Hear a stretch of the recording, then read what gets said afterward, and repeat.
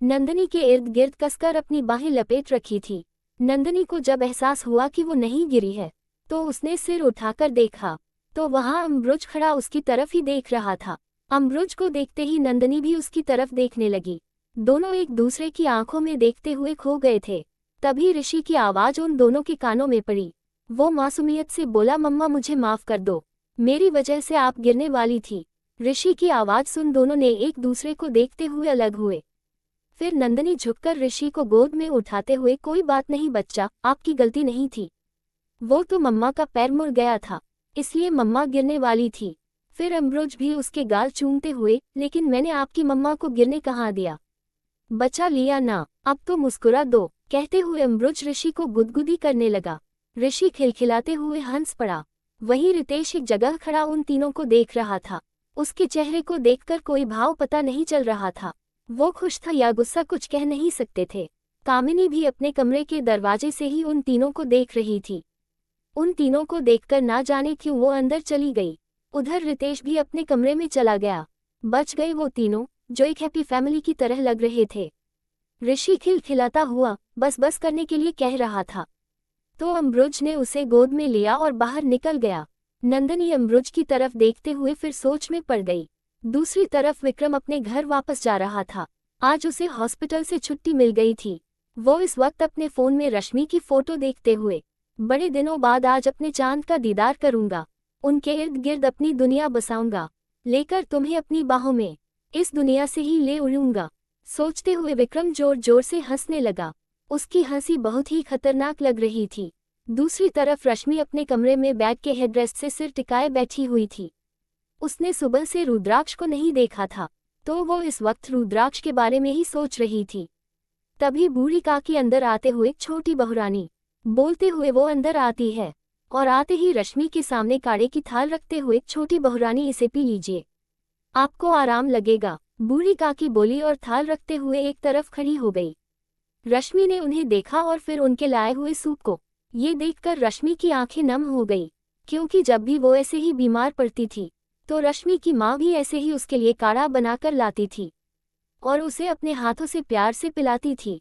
ये याद कर रश्मि का गला चौंक हो जाता है, जिसे देख बूढ़ी काकी मुस्कुराते हुए, लाइए छोटी बहुरानी, हम आपको पिला देते हैं, कहते हुए बूढ़ी काकी ने थाल वापस ली और रश्मि को सूप अपने हाथों से पिलाने लगी। रश्मि भी भरी आंखों से सूप पीती जा रही थी। सूप पीने के बाद बूढ़ी काकी ने उसके मुंह को साफ किया, फिर बोली, छोटी बहुरानी अब आप ये दवाएं लेकर विश्राम कीजिए, हम आते हैं, कहकर बूढ़ी काकी थाल को लेकर बाहर जाने लगी। कि तभी रश्मि एकदम से, काकी माँ, वो रश्मि को समझ नहीं आ रहा था कि वो रुद्राक्ष के बारे में कैसे पूछे। ना जाने क्यों वो रुद्राक्ष को देखने के लिए, उससे मिलने के लिए बेचैन हुई जा रही थी। उधर रश्मि को कुछ ना बोलता देख बूढ़ी काकी, ची छोटी बहुरानी, कुछ काम था, बूढ़ी काकी ने पूछा तो रश्मि ने जल्दी जल्दी ना में सिर हिला दिया। बूढ़ी काकी ये देखकर हौले से मुस्कुरा दी, फिर मुस्कुराते हुए बोली, छोटे बाबा किसी काम से बाहर गए हैं और कहकर गए हैं कि वो कुछ दिनों में वापस आ जाएंगे, और उन्होंने आपको देने के लिए हमें ये दिया है, दूरभाष यंत्र, कहते हुए बूढ़ी काकी अपने साथ लाया हुआ मोबाइल का डिब्बा उसकी तरफ बढ़ा दिया। रश्मि को देकर वो कमरे से बाहर चली गई। रश्मि ने पहले अपने हाथ में पकड़े फोन के बॉक्स को देखा, फिर उसे खोलने लगी। खोलते ही उसमें रखे मोबाइल को उसने उठाया और फिर फोन को ऑन कर दिया। फोन के ऑन होते ही स्क्रीन पर रुद्राक्ष की फोटो उभर कर आ गई, जिसे देखकर एक पल के लिए रश्मि की नजरें रुद्राक्ष के फोटो पर ही ठहर गई, जिससे रश्मि के चेहरे पर हल्की सी मुस्कुराहट आ गई। वो रुद्राक्ष की फोटो देख ही रही थी कि तभी रश्मि के हाथ में पकड़ा फोन बजने लगा। देखा तो रुद्राक्ष का नाम चमक रहा था। रश्मि ने बिना देर किए फोन पहली ही रिंग पर रिसीव कर लिया।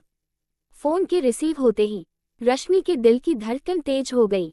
उधर फोन के दूसरी तरफ रुद्राक्ष ये देखकर मुस्कुरा दिया। रश्मि ने फोन कान से लगाया ही था कि रुद्राक्ष अपने सामने टीवी स्क्रीन पर रश्मि को ही देख रहा था। रश्मि को ना बोलता देख रुद्राक्ष मुस्कुराते हुए, क्या हुआ बीवी, इतनी बेचैनी, इतनी बेताबी, कि हमारा फोन पहली ही रिंग पर रिसीव हो गया, रुद्राक्ष ने कहा तो रश्मि के कान गर्म हो गए, जिसे अपनी स्क्रीन पर रुद्राक्ष भी देख रहा था और ये देखकर मुस्कुरा रहा था। वहीं रश्मि के दिल की धड़कन बढ़ी हुई थी। उसे समझ ही नहीं आ रहा था कि वो रुद्राक्ष से क्या कहे। वहीं रुद्राक्ष ये देखकर मुस्कुरा रहा था। रुद्राक्ष अपने सामने की स्क्रीन पर देखते हुए, तुमने जवाब नहीं दिया बीवी। रुद्राक्ष मुस्कुराते हुए बोला, लेकिन रश्मि कुछ नहीं बोली। हालांकि उसका चेहरा बता रहा था कि सुबह से रुद्राक्ष को देखने की उसे कितनी बेचैनी थी, मगर शब्द जुबां पर नहीं आ रहे थे। रुद्राक्ष मुस्कुराते हुए उसे देख रहा था, साथ ही उसकी बढ़ी हुई धड़कनों को महसूस भी कर रहा था। फिर से रुद्राक्ष रश्मि की ओर देखकर मुस्कुराते हुए, क्या हुआ बीवी, बात नहीं करनी तो मैं रखूं फोन। रुद्राक्ष ने जैसे ही इतना कहा ही था कि तभी रश्मि एकदम से, नहीं फोन मत रखिएगा। रश्मि ने जल्दी से कहा और फिर खुद की ही जीभ काट ली। रुद्राक्ष ये देखकर मुस्कुरा दिया। रुद्राक्ष मुस्कुराते हुए, हाय बीवी, इतनी बेचैनी, आपके शब्दों ने आपकी बेचैनी मुझे बता दी बीवी। रुद्राक्ष बोला तो रश्मि का चेहरा शर्म से लाल हो गया, मगर वो कुछ नहीं बोल पाई। रुद्राक्ष रश्मि की तरफ देखते हुए, मैं जल्दी ही आपके पास आ जाऊंगा। अभी आप बस अपना ख्याल रखिए और अपनी दवाएं समय पर लीजिए। ठीक है। और हाँ, रुद्राक्ष बोला तो रश्मि का ध्यान उस पर आया, जिसे देख रुद्राक्ष फिर से मुस्कुरा दिया। रुद्राक्ष मुस्कुराते हुए, और हाँ, मुझे ज्यादा मिस मत कीजिएगा, नहीं तो वापस आने के बाद आपको पूरी तरह से खा जाऊंगा और आपको खुद से दूर बिल्कुल भी नहीं जाने दूंगा। कहकर रुद्राक्ष ने फोन काट दिया। लेकिन रश्मि फोन को कान पर लगाए हुए रुद्राक्ष के शब्दों को सुनकर सन पड़ गई थी। उसके कान और गाल दोनों ही गर्म और लाल हो गए थे, जिसे रुद्राक्ष अपने स्क्रीन पर बड़े आराम से देख रहा था। रुद्राक्ष मन ही मन बड़बड़ाते हुए, कैसे रहूंगा मैं तुमसे दूर बीवी, आई लव यू, कहते हुए रुद्राक्ष मुस्कुरा दिया। लेकिन फिर अचानक से उसकी आंखें सर्द हो गई। वो मन ही मन बोला, मैंने चूहे को उसके बिल से निकालने के लिए चारा डाल दिया है। चूहा चारा देखते ही बिल से जरूर निकलेगा। और फिर, कहते हुए रुद्राक्ष मुस्कुरा दिया। दूसरी तरफ विक्रम रुद्राक्ष के महल के सामने खड़ा था और पूरे महल को बड़े ही ध्यान से ऑब्जर्व कर रहा था। फिर मुस्कुराते हुए, रश्मि बेबी, मैं वापस आ गया हूँ तुम्हें अपना बनाने के लिए, तुम मेरी बनकर ही रहोगी, कहते हुए विक्रम जोर जोर से हंसने लगा। जारी है लेखिका प्रियंका गुप्ता।